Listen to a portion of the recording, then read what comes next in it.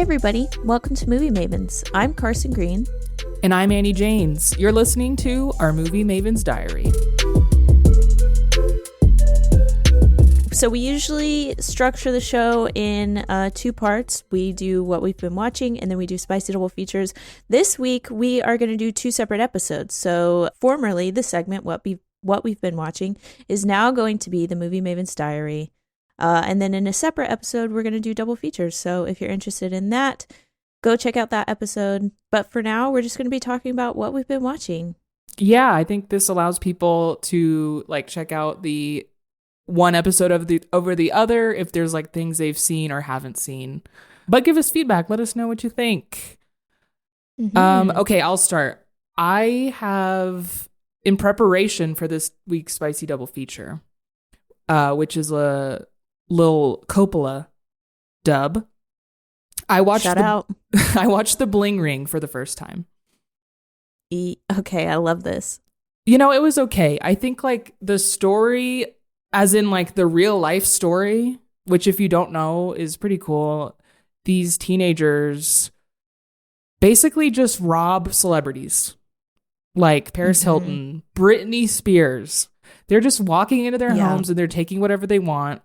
And they do it over and over again. And any bad criminal, it gets to their head, they can't stop, and then they get caught. So it's a true story. I think that alone carries this movie because it's so interesting. Mm-hmm. Yeah. But the movie itself, I really didn't like. I thought it was just poorly done. That's all I can say. It feels so incomplete. The movie, from what I remember, I watched it when it first came out and I was like, that seems half-baked. If it were to be done today, it would have been just so much more elevated, dramatic. I don't know, there would have been cinematography. It felt like there wasn't even cinematography. So I was so into pop culture when this scandal happened in 2008 or 9, around there.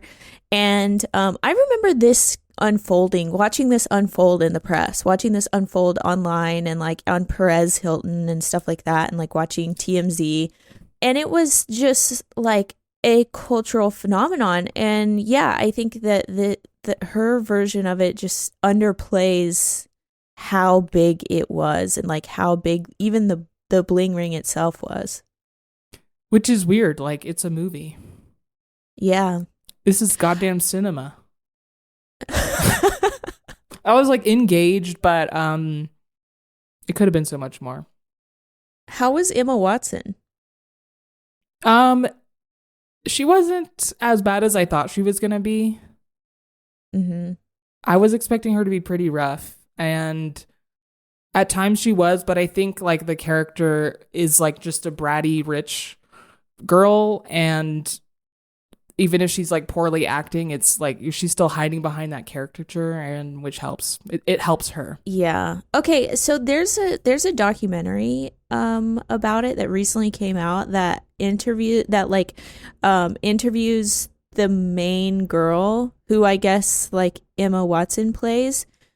And it's the first time she spoke out about the incident since it happened 15 years ago, and the documentary is genuinely fascinating. I think I should have watched that instead of the movie, but I was on a Sofia Coppola kick. That's another thing. You say Emma Watson's the main girl, but to me it felt very pulled between the guy. I think the guy was supposed to be the main character, but when the movie starts, it's I don't even know the actress's name, but it's not Emma Watson's character. It's some other girl. Uh-huh. Anyways, I don't recommend it. I think I recommend this documentary that I've never even seen.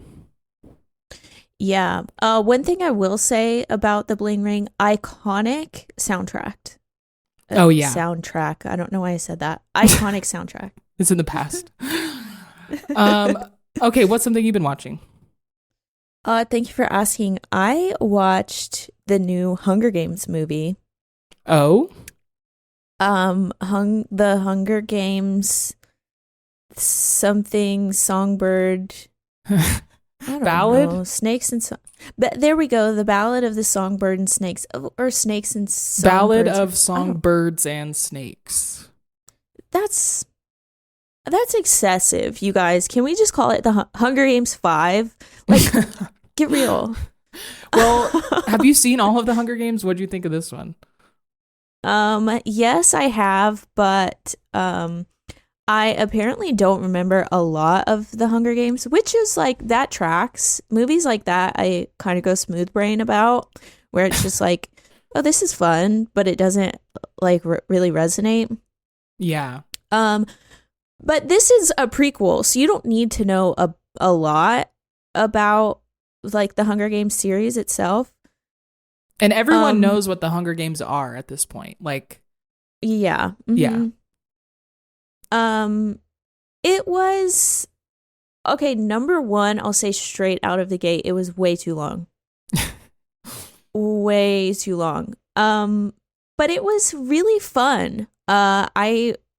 Also, I really want to say, so this movie is rated PG-13, and obviously the Hunger Games is like incredibly violent. It's a very violent premise act. Mm-hmm. Yeah. And I really like it's PG-13 and we don't get any blood. I feel like that's the level of like violence and like death and destruction I can handle is PG-13.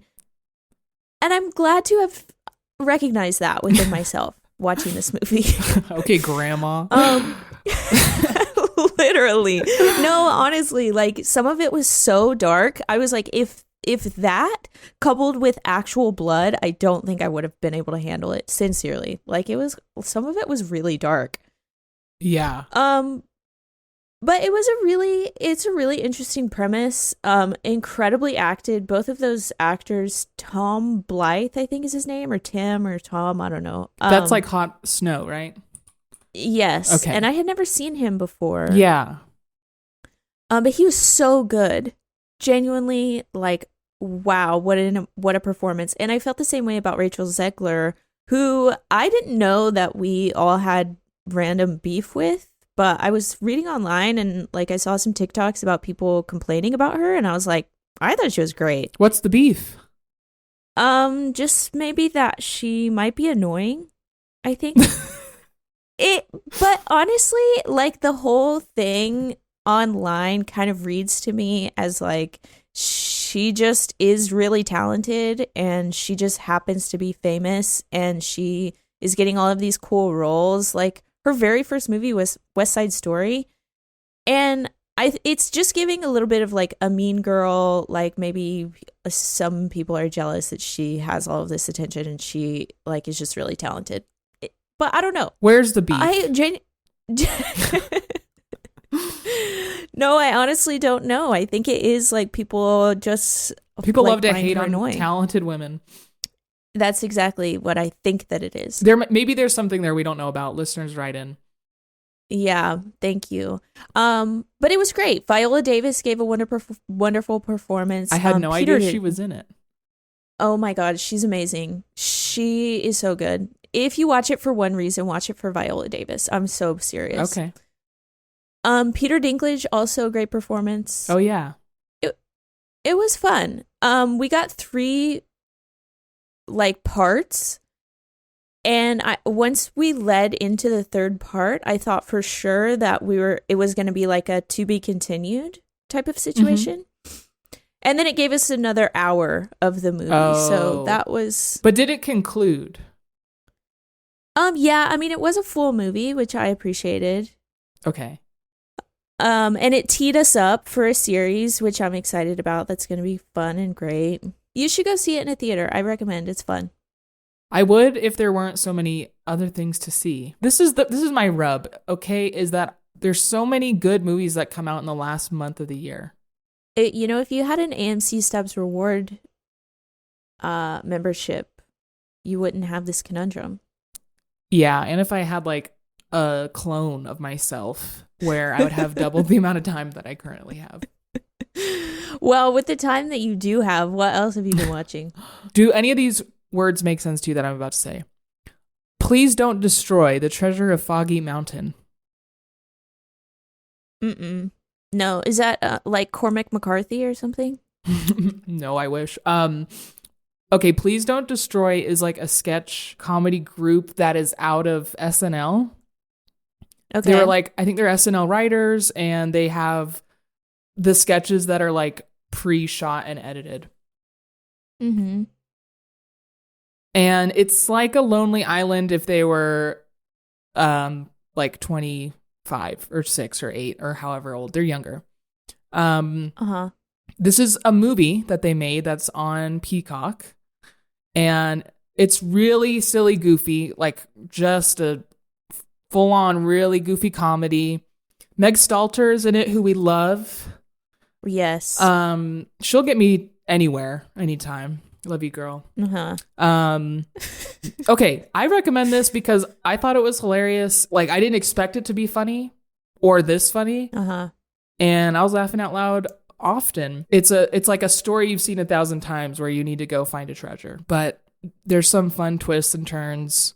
I'll say this. If I were them as a filmmaker or a writer or a comedian, I would be proud of this movie. Aw. Yeah. It's so funny. A friend of mine literally recommended this to me the other day. Mm-hmm.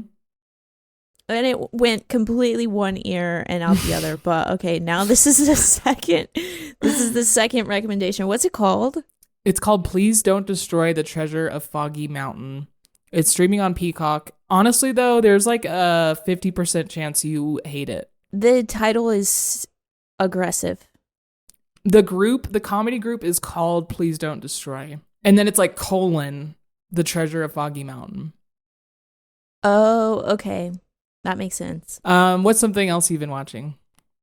Okay, speaking of documentaries, I watched this limited series on Netflix called I Killed My Dad. Not to like bring the vibe down. I'm so sorry. We nosedived there. But it's about this kid. Okay, no, it's actually like kind of a heartwarming story. Because it like in the end the system does its job. Which we rarely see happen. We rarely get a satisfying ending in this way. So basically it's about this kid who is kidnapped by his father from his mother when he was like 3 or 4 years old. And then like because he's kidnapped and like he's a missing person, he then like can't leave his father's house. And his dad becomes like this maniac of like security, and he like has all these cameras around the house, and he won't allow the child to go to school. Like he never goes to school. The stepmom teaches him like basic math, but he can't really read. Wait, I think I blacked out and missed an important detail. Okay. He was kidnapped, discovered, and now this is happening? No. He was kidnapped by these people. He was kidnapped by his father. Okay. Carry on. His father just did not want the family, his mother, to find him in any way. Did not want, like, he wanted to keep Anthony as his name. He wanted to keep Anthony to himself completely. So he didn't enroll him in school, which obviously causes like extreme developmental delays. And he basically like he was just in his father's house. And it's in 3 parts. It's a limited series. And so the series is called I Killed My Dad. Anthony does in fact end up shooting his father, but it's like after years of abuse and neglect, and like there's so many guns in the house, and like the dad becomes like really paranoid and is like very threatening and abusive. And Anthony in like it was like in a self-preservation, he's a teenage boy. He kills his father, and then he calls 911 and he's like, hey, I killed my dad. And then the system works out in that they investigate this kid's life, and they find his mom, and they like find out more about Anthony's life. Like he didn't even know his birthday. He didn't know his address. Like he was like extremely neglected.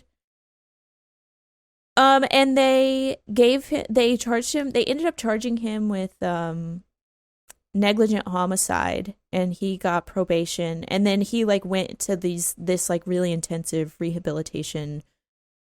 And it was like, it ended up being like a really heartwarming, like, oh wow, the system can work. Like Like, I it took mean, his case and it looked at all factors as to like why he would do this, and it didn't just try him for like, well, he technically murdered his dad. yep, yeah.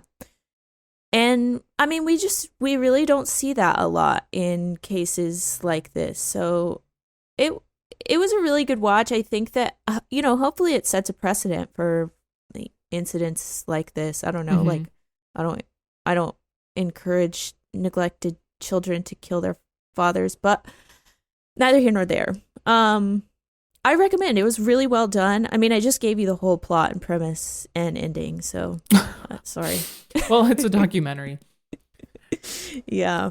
Where did you watch it? It's on Netflix. I think it's a Netflix orig. Shout out Netflix. Oh.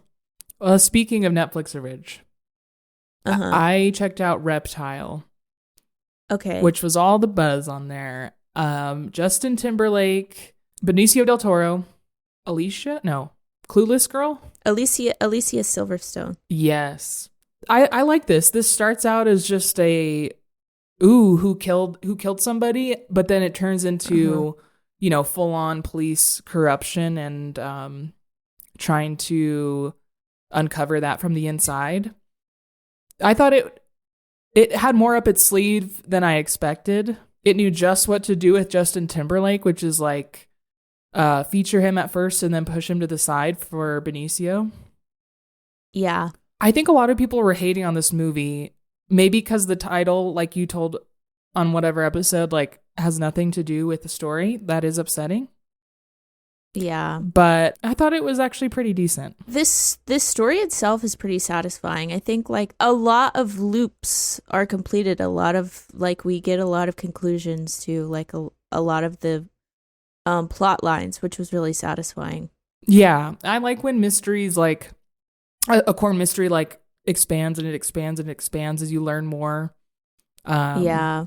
And I will say I feel like I didn't put together the solution on my own. It felt like Benicio put it together and then like explained it to me. I was also sick. Maybe that was my fog brain. But yeah, I thought it was decent. This really feels like a Netflix movie. It feels like one that your parents are like, "Did you watch this?" Like they know about it. They've seen it. Actually, that's what happened. My mom recommended it to me. See, I nailed it. Benicio del Toro, chef's kiss. My God. Yeah, that man ages like a fine wine. He really does, yeah. Except, you know what? It kind of... Mm-hmm. I could just really feel the old man in him here. Like his reading glasses. He's getting that like thickness that old men have. I like it. But he's just a cutie. Uh-huh. It has the vibe of, and only a touch of it kind of has the vibe of True Detective season 1. I thought that the whole time I was watching it. Really? Yes. There's like elements of it in there. And I love True Detective season 1. And I love a murder mystery. Like I love this sort of thing. I don't think it was as good as True Detective season 1, but it was a movie, so. Okay, so I have been really interested in and kind of into natural disasters. I don't know. I can't explain why, but I am just no further questions this time. I've just been really fascinated by learning the history of natural disasters. And so I watched this movie called The Impossible about have you seen this? No, but it's a tidal wave, right? Yeah, it's about a tsunami that happens in Thailand I think this tsunami happened in 2004. This movie is from 2012. It has Naomi Watts and oh my God, what is that guy's name? Isn't there? Well, it has Tom Holland. I was just going to baby ask. Tom Holland. He's like a kid in this, right? Yeah, he's a little kid. And then maybe it's Ewan McGregor. I think that's right. Okay. But it is a harrowing story. Oh my God. Just like the death and destruction that happens in this movie.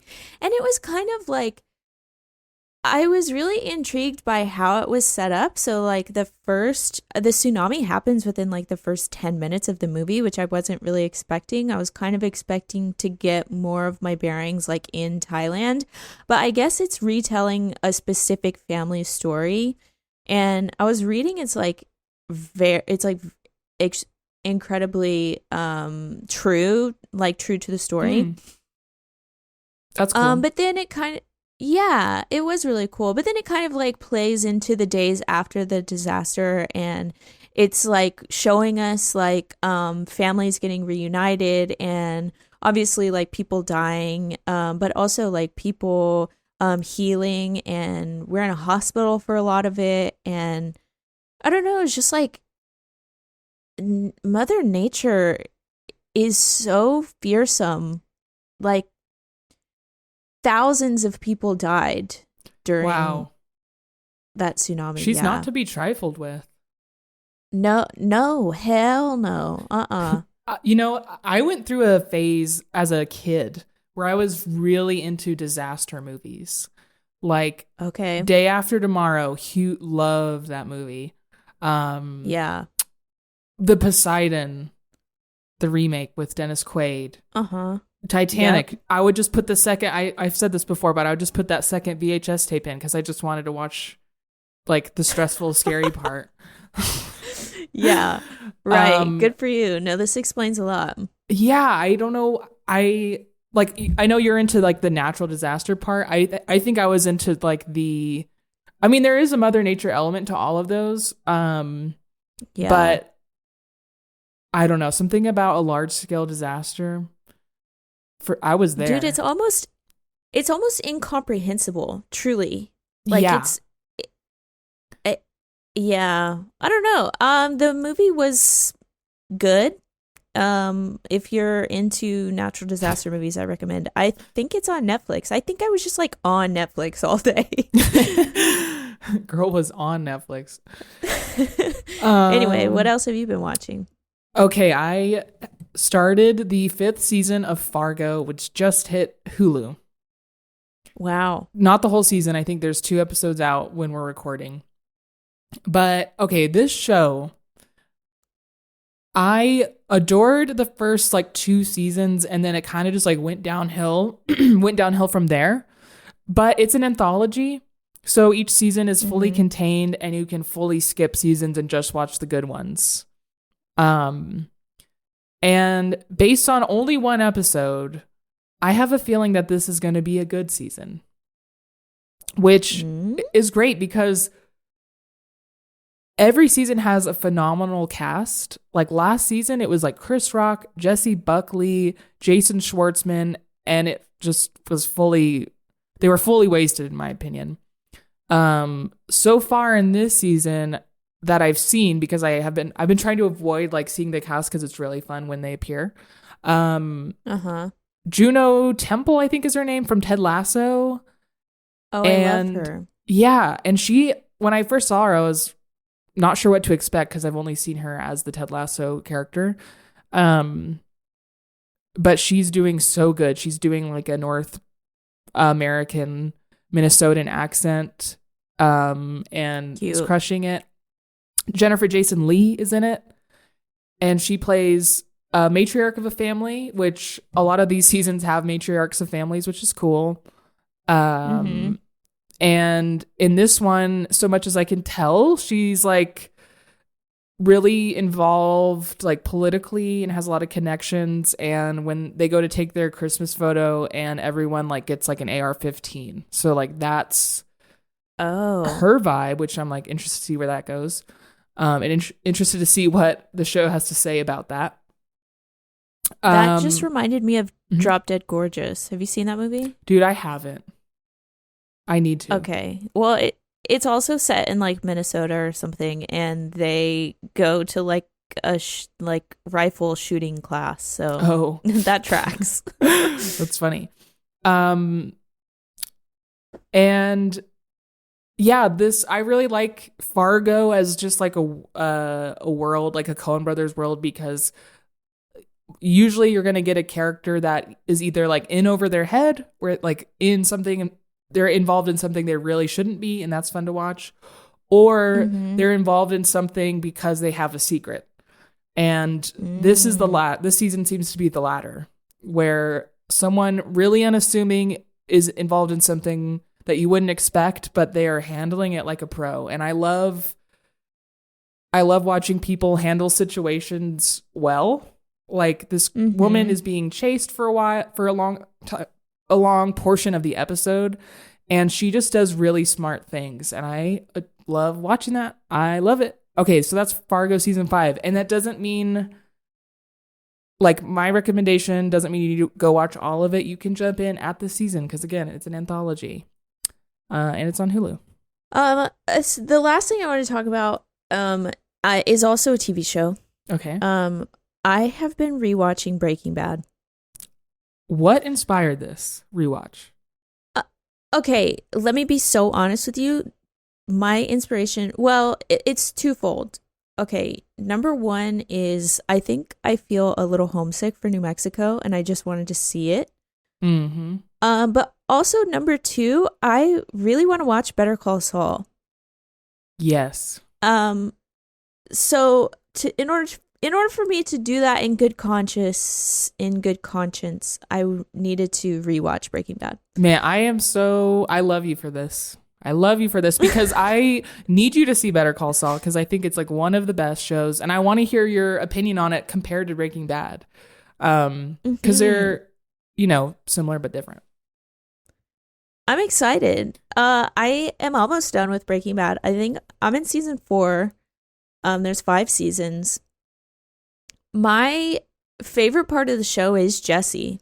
I think that like Jesse's arc, his entire arc, like he has grown so much since episode 1, whereas I feel like Walter White has devolved into this just heinous evil person, and Jesse is like flourishing, and he's like in every episode he's like learning and growing and changing and evolving, and like he has a lot of setbacks and he has a lot of shit stacked against him, and it's like watching him try to figure out his life and the situations that he finds himself in, like through the best way that he knows how, is, I don't know. I don't want to say it's inspiring, but it's definitely like, I just empathize with that person, with that character, because I think there's a lot of people out there who just have been dealt like a not so great hand, and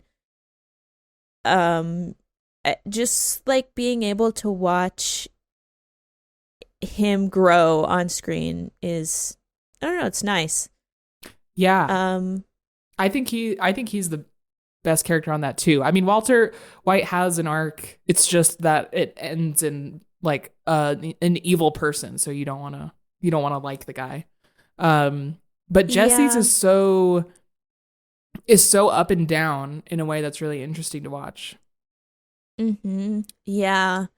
And Aaron Paul is so good. I don't know why he's not in like every TV show at this point. He's so talented. Did you watch El Camino when it came out? Yes, I can't wait to watch it again. Yeah, I was gonna ask if you were gonna watch that too, because it's like Breaking Bad, just Aaron Paul. He is so good. Yes, he's really good. I love it. I can't wait to finish it. That's exciting. I'm stoked for you and your Better Call Saul journey as well.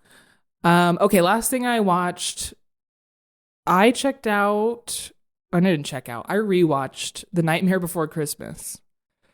Cool. Mostly because I went on the Haunted Mansion ride at Disneyland, and around Christmas time they redress it as The Nightmare Before Christmas, which is really cool. They like shut the whole thing down for like a month and redo the ride. And that is cool. Yeah, and I had the music from the ride stuck in my head. But I didn't remember where that song came from. So I just ended up watching the whole movie to figure it out. And which is like a testament to the movie, where you put something on and then you like sit down and watch the whole thing.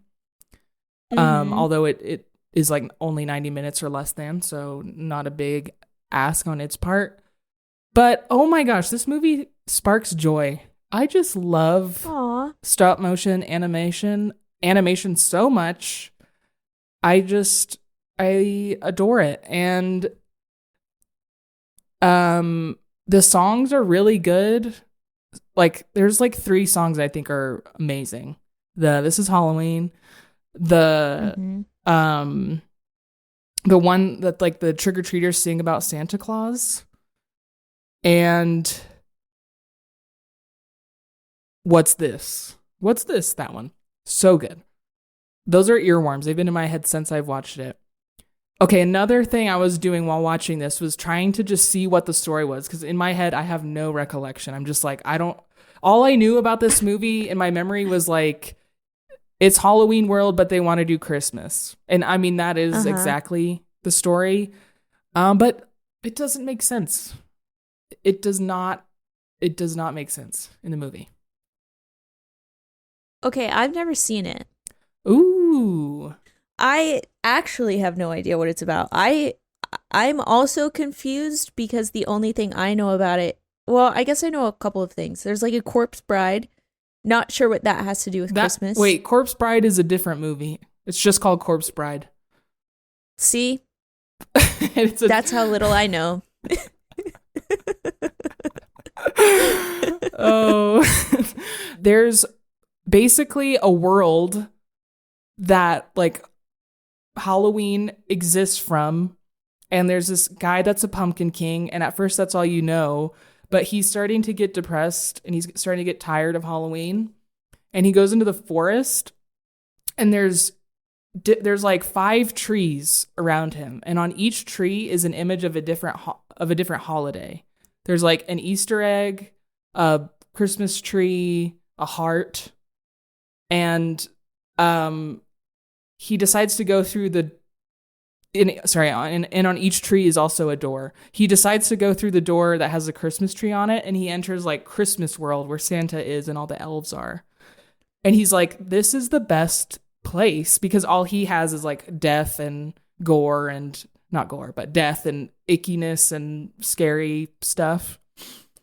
And he's like, I want this. So then he comes back to the Halloween world, and he tries to convince the town that they should do Christmas instead of Halloween. And so they do that, but all these people know is Halloween. So it's like the most fucked up Christmas. And they kidnap Santa Claus so that they can do Christmas, and they do it. And it's like terrorizing the world, because it's like everything is like killing. They're like toys that are coming to life and are like chasing kids and are really scary. It's kind of funny. That all makes sense, but the little things in between like do not add up. At some point he's just like, I'm happy again, and he's like, I better save the day, and then he saves the day. So that's the story. It's a musical. Yeah. So be warned if you ever do check it out. Yeah. But it sparks joy. You know, sorry, the whole time you're describing this, I want to see the movie where he goes through the door that has a barbecue, and he decides to make Halloween the 4th of July. Yes. And everybody's like water skiing. There's American flags everywhere. Oh man, that's funny. Yeah, that would be ideal. Anyway, okay, Nightmare Before Christmas. It's on Disney Plus. Fun. Well, that has been this week's Movie Mavens Diary. If you have an entry suggestion for the diary, let us know. Thank you for listening. You can find us on Instagram at Movie Mavens, or send us an email at moviemavenspodcast@gmail.com.